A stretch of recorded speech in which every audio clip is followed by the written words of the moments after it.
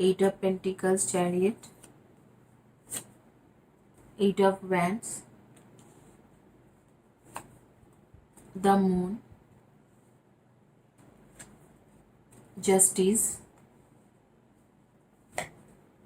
and Two of Pentacles.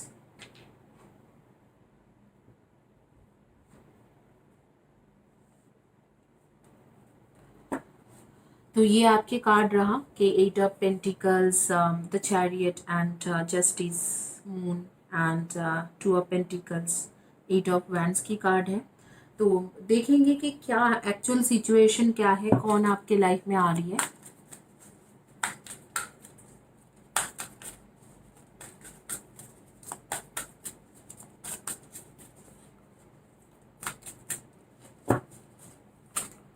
यहाँ पर है give yourself the best and you are not afraid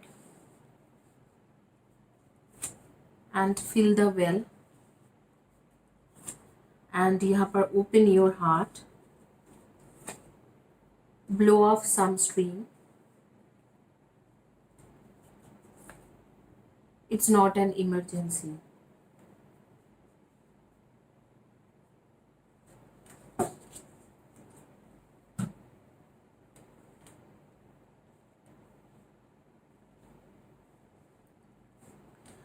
तो ये आपकी रीडिंग रहा एंड मैं बेसिकली मैं जो देख पा रही हूँ यहाँ पर जो सिचुएशन है, और एक कार्ड मैं पुल आउट करूँगी, फाइव ऑफ कप्स। आपके जो पुराना पार्टनर है, जो आपके एक्स थे, वो चले गए थे आपके लाइफ से आपको छोड़ के, वही इंसान आपके लाइफ में दोबारा वापस आ रही है।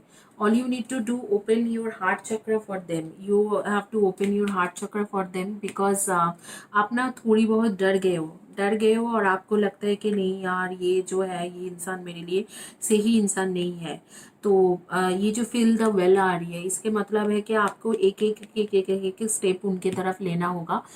इसने आपको पहले छोड़ा था कोई थर्ड पर्सन के लिए, थर्ड पार्टी के लिए छोड़ के गए थे, तो तब से आपके अंदर एक डर बैठ गया है कि नहीं, ये सही नहीं इंसान नहीं है, ये मुझे छोड़ के गया था पहले, आप फिर से दोबारा छोड़ के जाएंगे। तो इस तरीका के आपके अंदर एक भय बैठ गया है।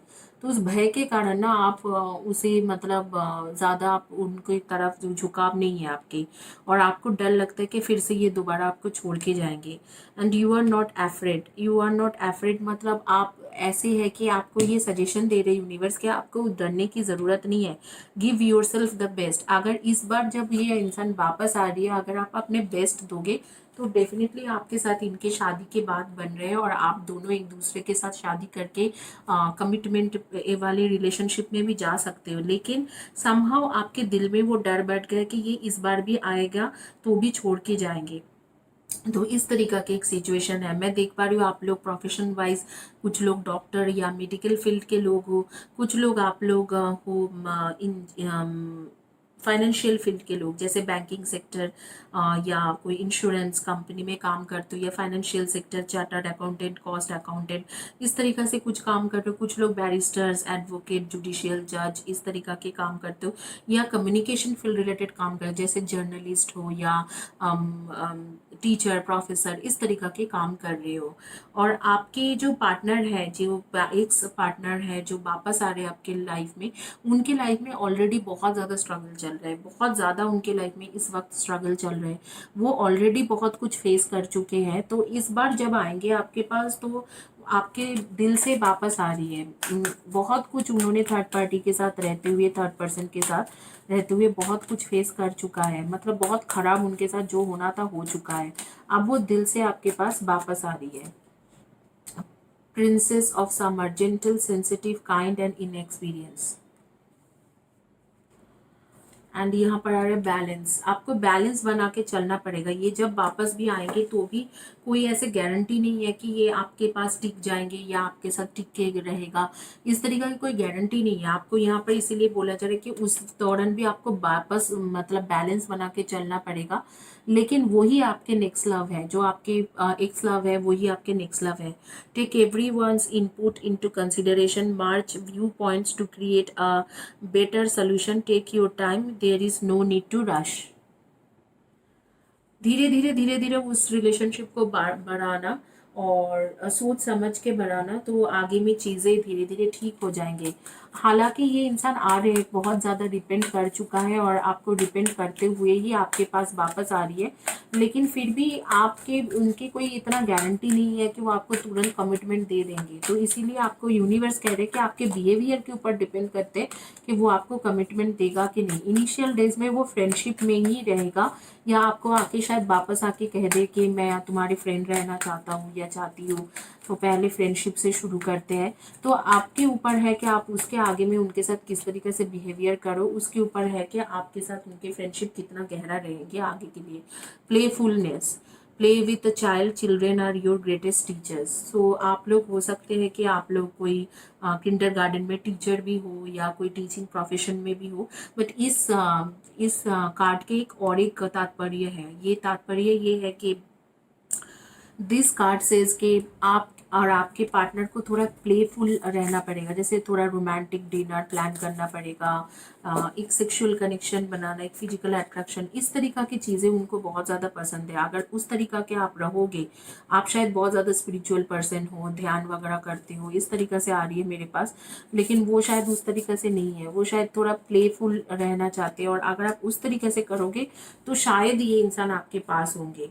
तो इस तरीका की एक सिचुएशन बन रहा है कि अगर आप उस तरीका से रिस्पॉन्ड करोगे तो शायद ये इंसान आपके लिए मतलब सोचे या आपके तरफ हो जाए।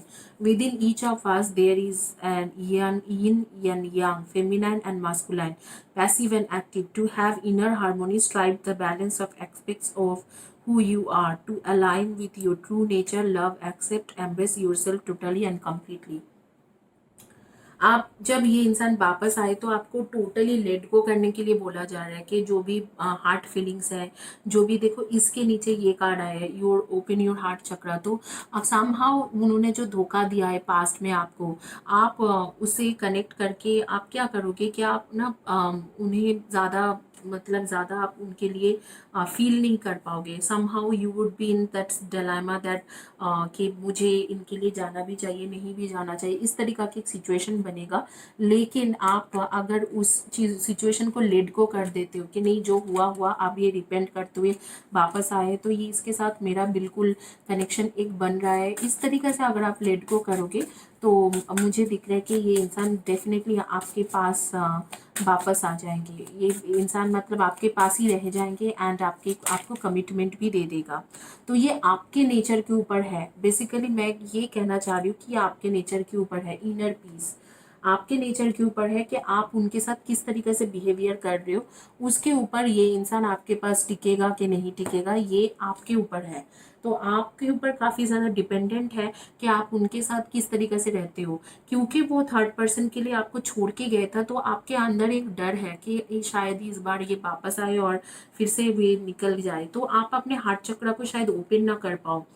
लेकिन यूनिवर्स यहाँ पर ही आपको कह रहे हैं कि आपके नेचर जो है उसको थोड़ा प्लेफुल तरीका से करना पड़ेगा, थोड़ा रोमांटिक, थोड़ा हंसी मजाक, थोड़ा मतलब उनके साथ रोमांस करना, थोड़ा बहुत सेक्सुअल रिलेशनशिप अगर आपके पहले थे तो आप अगर ओपन हो उसके लिए सेक्सुअल रिलेशनशिप में जाना, या जिस तरीका से भी उनको जो आप पसंद है उस तरीके से कैंडल लाइट डिनर करना, थोड़ा लॉन्ग ड्राइव चले जाना, इस तरीके से एक प्लेफुल नेचर, एबंडेंस की कार्ड आ रही है, प्लेफुल नेचर से आपको चलना पड़ेगा, एक बैलेंस बनाना पड़ेगा उसके नेचर और आपके नेचर को कोऑर्डिनेट करते हुए।